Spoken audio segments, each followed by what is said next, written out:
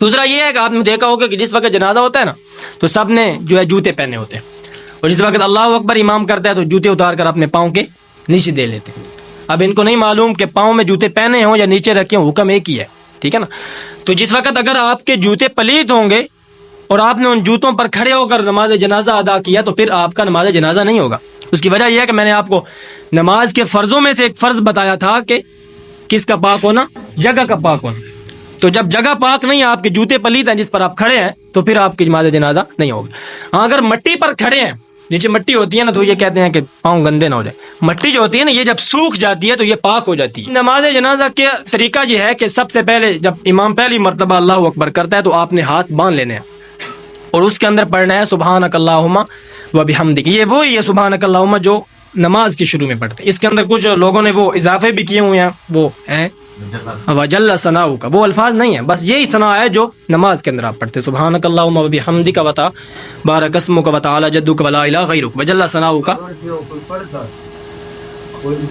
اگر اس میں علم نہیں تو وقت کوئی مسئلہ نہیں، اگر علم ہے تو جان بوجھ کے پڑھا بات غلط جی، اگر علم نہیں بات کوئی مسئلہ تو ان بس جنہوں پتہ لگ گیا وہ اگو تو نہ پڑھنا۔ اچھا پہلے ثنا، اور جب دوسری تکبیر کہے گا تو پھر ہاتھ نہیں اٹھانے، ٹھیک ہے نا۔ اگر ہاتھ اٹھا بھی لیں تو یہ کوئی آپ کی نماز ٹوٹ نہیں جائے گی، ہاتھ آپ نے نہیں اٹھانے، ہاتھ ادھر آپ نے باندھے ہوئے ہیں۔ تو اس کے اندر اب یہ ہے کہ آپ درود شریف پڑھیں، اور اس کے اندر سورہ فاتحہ پڑھنا بھی سنت ہے، یہ بھی ثابت ہے۔ بلکہ آپ سب سے پہلے ثنا کے بعد دوسری تکبیر میں سورہ فاتحہ پڑھ لیں، اس کے بعد جو ہے وہ درود شریف پڑھ لیں، تو پھر بھی کوئی مسئلہ نہیں۔ ایسا نہیں ہے کہ آپ نے سورہ فاتحہ پڑھ لیا تو آپ کی نماز ہوتی ہی نہیں، نماز ہو جاتی ہے۔ دونوں چیزیں آپ پڑھنی، اگر وقت مل جاتا ہے۔ میں نے تو اگلے دن جنازہ پڑھا تھا تو آرام سے کے ساتھ سورہ فاتحہ بھی پڑھ لی تھی اور درود شریف بھی پڑھ لیا۔ یہ دو تکبیریں ہو گئی۔ تیسری تکبیر کے اندر پھر وہی دعا کریں۔ تو ادھر آپ تین دعائیں ہیں۔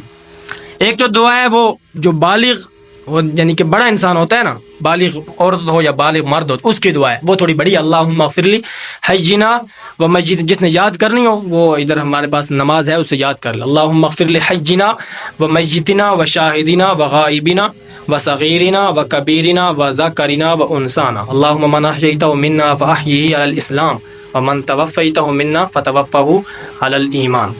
ایک ٹکڑا آگے بھی ہے لیکن یہ بھی ثابت ہے۔ یہ ہے دعا ہر بالغ مرد اور ہر بالغ عورت کی۔ پھر ہے نابالغ لڑکا ہو یا نابالغ لڑکی ہو، اس کی الگ ہے۔ اگر لڑکی ہو تو پھر ہے اللہم اجعل حالنا فرطا واجعل حالنا اجرا وذخرا واجعل حالنا شافعتا ومشفعا۔ اس کے اندر لمبا نہیں کرا، ومشفعا، کیونکہ گول تا ہے، گول تا جو ہوتی ہے وہ مؤنث کی ہوتی ہے۔ اللہم اجعل حلنا، یہ لڑکے کی ہے، یہ اس نے یاد کرنی ہو تو وہ بعد میں یاد کر لے۔ اللہم اجعل حلنا، اس کے اندر اب یہ چونکہ لڑکا ہے تو پھر اس کی ضمیر جو ہے وہ واحد مذکر کی، اللہم اجعل حلنا فرطا واجعل حلنا اجرا وذخرا واجعل حلنا شافعا ومشفعا۔ اس کے اندر تھوڑا سا آپ لمبا کرتے، تو یہ دعائیں یاد کریں۔ اگر یہ دعا کسی کو نہیں آتی، نماز جنازہ کی دعا اگر کسی کو نہیں آتی تو پھر صرف اس کے لیے اتنا کر لیں پھر اس کے لیے صرف اتنا کر لیں کہ آپ اللہم اغفر لہو، ٹھیک ہے نا۔ اگر کسی کو نہیں آتی، کیونکہ مقصد ہوتا ہے مغفرت کی دعا کرنا، تو آپ یہ جملہ صرف یاد کر لیں۔ یاد تو ویسے نہیں کرنا، یاد وہی کرنی۔ مثال کے طور پر اگر کسی کو نہیں آتی تو آپ سے کوئی پوچھتا ہے کہ بھائی مجھے